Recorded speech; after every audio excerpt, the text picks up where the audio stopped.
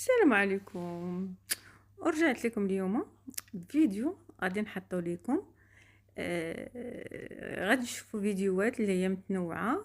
شاهد شاهد من اهله باش تفهموا علاش نهضر، لان داخلين عندي وحدين في التعاليق هاللي تقول لك مسكينه الصدمه بحال احنا خسرنا كاس عاي دخلنا الجنه. احنا غير مصدومين، وبالعكس احنا فرحانين بأسود الأطلس، وإحنا عندنا رجالة وما شاء الله عليهم، وباش نحميو وليداتنا ونحميو المغرب ونحميو البيب اللي كاين في الستاد.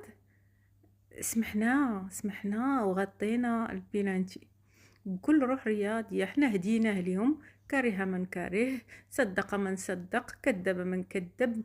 اكبر حيط دخلوا فيه، واللي ما عجبوش اشنو تنقول ما يدخلش عندي.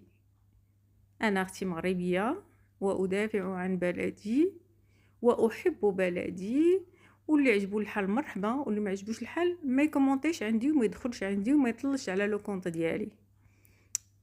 كابيتو تا كومبري؟ الرساله وصلت. ايوا شوفوا هذا الفيديو وتنتمنى يكون عجبكم، لان بزاف ما غاديش يعجبهم. غادي نعطيكم العصير. الكلام ليس دفاعا عن المغرب وليس حبا فيها، بل دفاعا عن الحقيقة. الحقيقة بتقول المغرب خسر مباراة وخسر لقب كان مستني من 50 سنة، بس الحقيقة بتقول انه الفريق الثاني انسحب وراحوا المغاربة يراضوه مشان يرجع. كان احسن لهم يضل منسحب ويتوجوا، والحمد لله انه ابراهيم دياز ما جاب الهدف من ضربة جزاء بالدقيقة 99. ليش؟ لأنه حيقولوا فاز المغرب بالتحكيم وبالواسطة وما بعرف شو. المغرب ما بيحتاج أبدا أنه يثبت نفسه لأحد. هو رابع العالم، هو بطل العالم للشباب، هو بطل إفريقيا للمحليين، هو بطل العرب، هو ثالث الأولمبياد. ما تحتاجوا تثبتوا شيء لأحد. اليوم افرحوا بمنشآتكم الكبيرة المبهرة، ببناكم التحتية، افرحوا بجمهوركم. أمانة لا تقسوا على الرقراقي، لأنه لو توجتوا كان حيصير بطل بشغلة ضربة جزاء. لا تقسوا على إبراهيم دياز، لأنه إبراهيم دياز اختار منتخب المغرب وتوج هداف للبطولة. ما راح لعب لإسبانيا اللي عرضت عليه اللعب مثل ما عمل بعض اللاعبين ولعبوا لإسبانيا بدل المغرب. ارفع راسك، أنت مغربي ولا يهمك، ديما مغرب. قبل مباراة المغرب والسنغال مباشرة عملت فيديو قلت للمصريين انتوا عمالين تتهموا المغرب انهم هياخدوا كاس افريقيا سواء لعبهم او ما لعبوش، رشوا الحكم، اشتروا الحكم، اشتروا اللعيبة، يعني هياخدوا الكاس.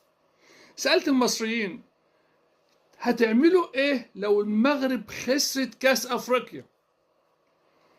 هتعملوا ايه يا مصريين لو المغرب اللي انتوا بتتهموها برشوة الحكام خسروا كاس افريقيا؟ هتعملوا ايه؟ هل هتعتذروا للحكومة المغربية؟ هل هتعتذروا للفريق المغربي؟ هل هتعتذروا للشعب المغربي؟ هل هتنكسفوا على دم امكم وتبطلوا اعلام؟ هتعملوا ايه؟ طب اهو للاسف الشديد المغرب خسرت كأس أفريقيا. واوعوا تفتكروا ان المغرب خسرت كأس أفريقيا علشان السنغال لعب احسن.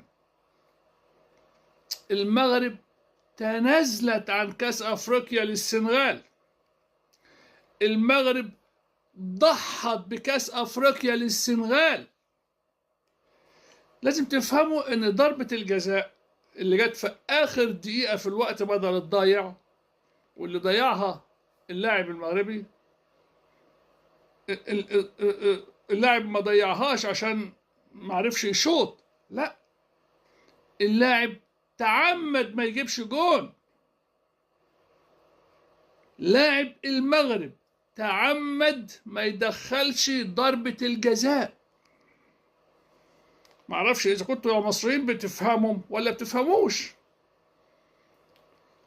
الفريق السنغالي لما جت في ضربة الجزاء، ودي ضربة جزاء حقيقية، واي اعلام مغربي او جزائري هيخرج يقول انها ضربة جزاء مش حقيقية، يبقى اعلام عنصري متواطئ، اعلام ما يستاهلش حتى ان حد يسمع له. لان ضربة جزاء حقيقية. اللاعب السنغالي مسك اللاعب المغربي من رقبته، كان عايز يقتله، شاله شيل من رقبته كده ورماه. دي ضربة جزاء مش محتاجة نقاش. ولو الفريق المصري هو اللي بيلعب واتعمل فيه كده واللاعب المصري اتشد من رقبته بالشكل ده، كان الفريق المصري والشعب المصري والإعلام المصري قوم الدنيا وما قعدهاش. فريق السنغال للأسف لأنهم شوية أطفال عرفهم إن ضربة الجزاء هتخش الجون وخلاص، في آخر دقيقة في الوقت بدل الضايع، يعني انتهى الماتش والكاس هيروح للمغرب. فيعمل إيه فريق السنغال؟ مدرب قرر الانسحاب، مش هنكمل الماتش. ماشي. لو مثلا لو أي فريق تاني انتوا عايزين تنسحبوا مع السلامة، الكاس كاس أفريقيا وخلص الدور، قصدي كاس المغرب وخلص الدور، ما انتوا انسحبتوا. لكن شوفوا اتحاد الكرة المغربي عمل ايه. اتحاد الكرة قرر، على فكرة دي وجهة نظري، محدش قال لي، انا ما عنديش معلومة، انا بقول لك تفكيري الخاص من اللي شفته.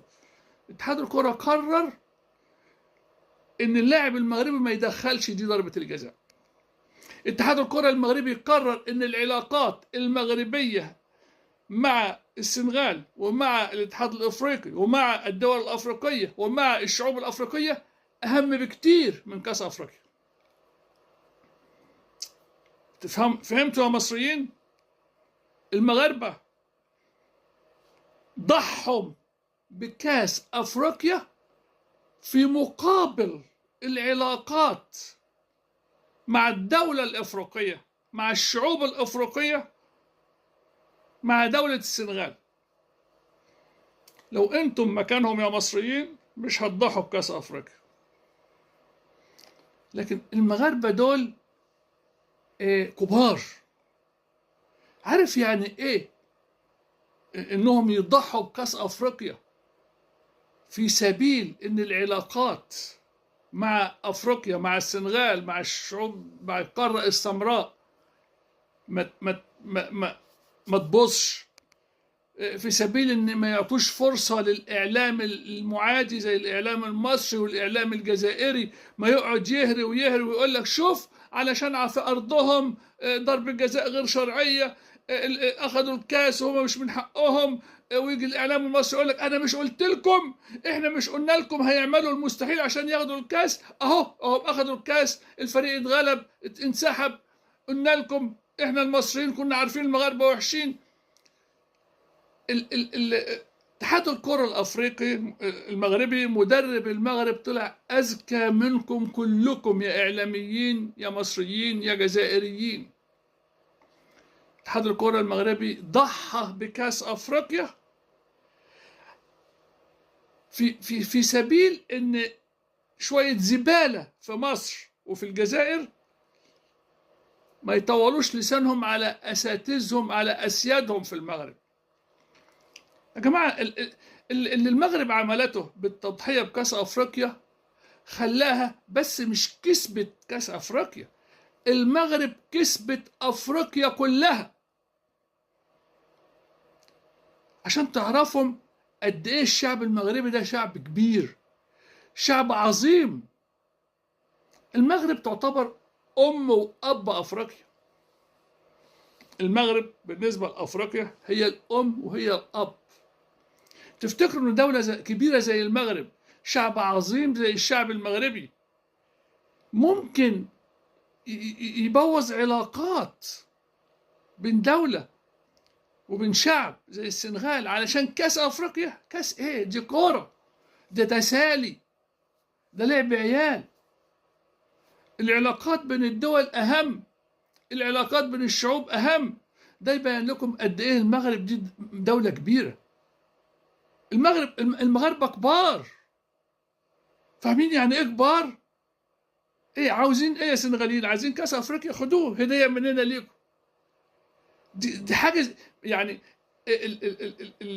اللي عملوه المغاربه ما تفهموهوش انتوا يا مصريين، عشان انتوا شعب اناني، شعب غبي، ما تفهموهوش. لكن الشعب المغربي شعب كبير، يعني مش قادر اوصفها لكم قد ايه الناس في المغرب ناس كبار كبار، عقلهم كبير. يعني ايه كاس افريقيا؟ خدوه. هو احنا هنزعلكم؟ انتوا ضيوف عندنا في المغرب، انتم يا سنغاليين ضيوف عندنا في المغرب، هنخليكم تروحوا بلدكم زعلانين علشان كاس؟ لا يا عم، انا يا مغربي هديهولك هديه مني لك. فهمتوها ولا فهمتوهاش؟ فهمتوا قد ايه المغرب دي دولة كبيرة، دولة عظيمة، كسبت الفريق السنغالي، كسبت الدول الأفريقية كلها، بطت مصر. مفيش إعلامي مصري ولا إعلامي جزائري هيقدر يفتح بقه بكلمة. هتقولوا إيه؟ هتقولوا إيه؟ ما تقدر يعني، معرفش هتقولوا إيه. المغاربة أثبتوا أنهم رجالة، رجالة. يعني أنا مش قادر أوصل لكم إزاي المغاربة دول كبار كبار كبار في عقلهم، كبار في تفكيرهم، كبار في تصرفهم. ما زعلوش عشان حته الكاس. خد يا عم، انت زعلان يا بتاع السنغال؟ خده هديه من ليك، مش هزعلك. انت ضيف عندي، انت على ارضي، انت افريقي، احنا بنعتبركم يا افارقه اولادنا. المغرب هي الام والاب للدوله الافريقيه، هتزعلهم عشان كاس افريقيا؟ عرفتوا يا مصريين ان انتم ما تجوش ذره جنب المغاربه؟ عرفتوا الفرق بين العقليه المغربيه اللي وصلت فوق فوق وبينكم انتوا يا مصريين يلي تحت تحت؟ اتمنى انكم تكونوا تعلمتوا حاجه من تضحيه المغرب بكاس افريقيا. اتمنى انكم تكونوا فهمتوا حاجه. اتمنى انكم تكونوا عرفتوا قد ايه المغاربه دول كبار، كبار قوي، كبار عليكم يا مصريين، كبار عليكم، كبار على عقولكم، كبار على تفكيركم. روحوا اتعلموا حاجه، اتعلموا يا مصريين، اتعلموا عشان انتوا فضحتونا.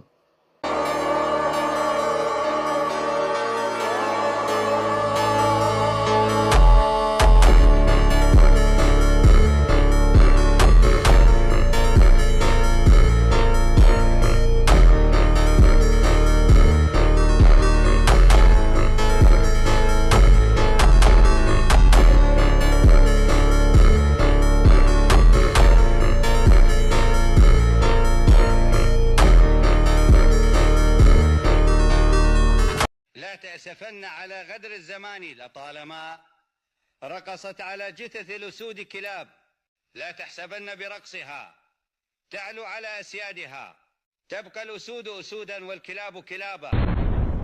يعرف الناس مع من حشرنا الله في الجوار. كنا نريد أن يعرف الناس النوايا الحقيقية لمن هم يساكنوننا ويجاوروننا.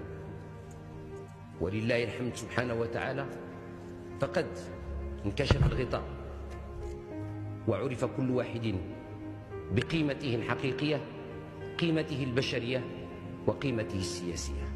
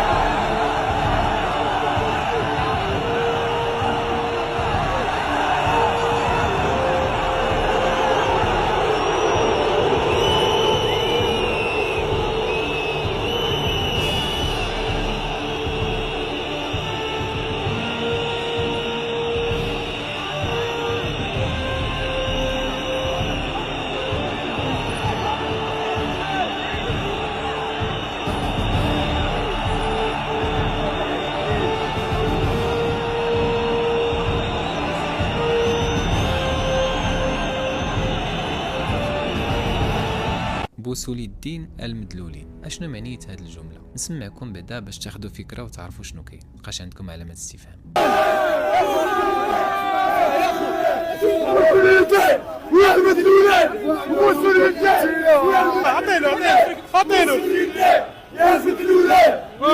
احنا سينيغال. وش رايك في خسارة المغرب بكأس افريقيا في بلدهم؟ لعبنا بها وربحنا 1-0. شكون لعبنا بها؟ السنغال.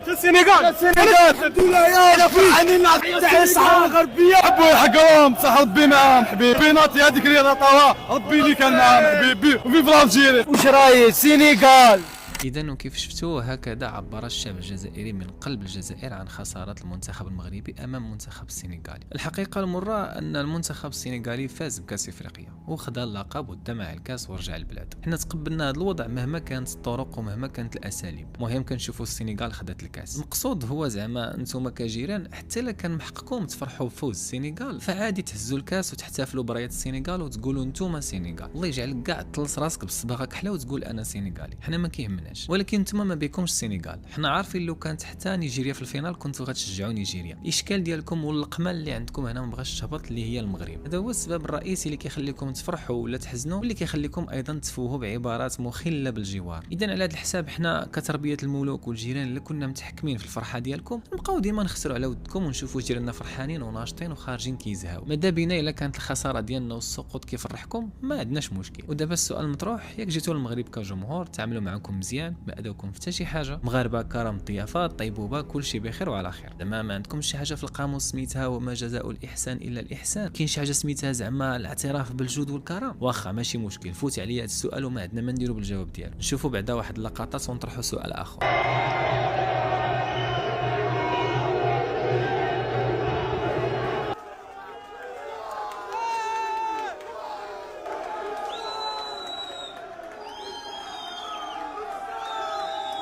كيف شاهدتوا متابعينا الكرام جاو حتى الحدود بالليل وبداو كيشعلوا الالعاب الناريه احتفالا بخساره المنتخب المغربي، ناهيك على القهاوي اللي كانوا تما فرحانين بالخساره، زائد الخروج في الشوارع والاحتفالات بزاف ديال المدن الجزائريه. انا بغيت غير نقول لكم زعما هادشي ماشي غريب علينا وتشجيعكم للسنغال كان متوقع. الحاجه اللي نبغي نسطر لكم عليها بالسيل الاحمر هو ان المغرب نجح في واحد التظاهره قاريه كبيره، كلشي فرحان به وكلشي يعجبو الحال، لدرجه حتى هاد الكاس هذه فرط فيها باش بقى كلشي على خاطره. انتم عارفين هادشي وحنا عارفين هادشي. ونزيدكم المغرب غادي ينظم كاس افريقيا 2028 وعقلوا على كلامي، وحتى هي مستعدين نوصلوا للفينال ونصدقوها عليكم الا بغيتوا غير باش ما تبكيوش وتحلوا فمكم. عرفتي الكاس والربح ديالنا شنو هو جاو الناس وشافوا المغرب كي داير، عرفوا البنى التحتيه وعرفوا الملاعب وعرفوا كرم الضيافه وعرفوا الفنادق وعرفوا بزاف ديال الحوايج، وجيتوا نتوما بالضبط خضرتوا عويناتكم في جمال المغرب. وحنا دابا غير باش نبشروكم باش تزيدوا تحتفلوا مزيان. درنا واحد النهضه في الرياضه ودرنا واحد النهضه في البنى التحتيه ديالها. دابا ان شاء الله عندنا كاس العالم 2030، التيرانات عندنا واجدين، عندنا تيران واحد واللي غيكون في الدار البيضاء هو اكبر تيران في العالم ان شاء الله، هذاك هو اللي غادي نصوبوا، اما البقيه غير غادي نتفتفوا عليه بشويه د المقادير. عرفتي شنو هي الضربه القاضيه؟ وما شاء الله تبارك الرحمن، هي غادي نهضوا بجميع القطاعات الاخرى، غادي نهضوا بالمغرب ان شاء الله، غتكون واحد النهضه كبيره لا في التعليم لا في الصحه لا في جميع القطاعات. واصلا بدينا في هذا الشيء العام اللي فات وحنا غاديين في هذا الطريق. هذه اللي ما غتوصلوش ليها في ظل حكم الكبرانات وحكم الشفاره اللي عندكم. مع الاسف كتحتفلوا ضد في المغرب ثم الطوابير، التضخم، لا صحه لا تعليم، البطاله، التخلف، زائد نتوما دوله ديال البترول وديال الغاز. يا حسره. اذا الواقع المر ديالكم هو هذا ولا هروب منه ولا مفر. الا كنا فرحناكم حيت خسرنا فرحوا مؤقتا ورجعوا للواقع المرير ديالكم. الفرحه عندها واحد الاجال ولكن الكرامه في المعيشه ما عندهاش اجال، خصها تكون دائمه، وهذه اللي ما عندكمش مع الاسف. ما انتم فرحانين ببلاد كي الناس، ما انتم فرحانين بكاس كي الناس، غير سخاره كتفرحوا الفرحه ديال الناس واحد اخرين وكتشمتوا بالخساره ديال واحد اخرين. اذا فين هي الهويه ديالكم في هذا الشيء كامل؟ ما كايناش، خرجتوا بصفر ارباح. المغرب ربح التنظيم وربح بزاف د الحاجات، اين هي ارباحكم؟ النباح بافراح الاخرين؟ صافي هذا وجهتكم، هذه مغاربه مدلولين بوسولي الدين. المهم ما عليناش، ما نطولش باش ما نسماش كنديروا الفتنه برك برك. هادو غير واحد جوج ترفيقات حنان من عندي باش تشوفوا وجهكم في المرايه وتعرفوا راسكم اش كتسواو. كذلك تنبغيو دائما نجيبوا الرحمه للملك ديالنا الحسن ثاني الله يرحمه اللي قالها ومازال متورخه فيكم: كنا نريد ان يعرف الناس مع من حشرنا الله في الجوار. الملك الحسن ثاني الله يرحمه كانت عنده واحد النظره استباقيه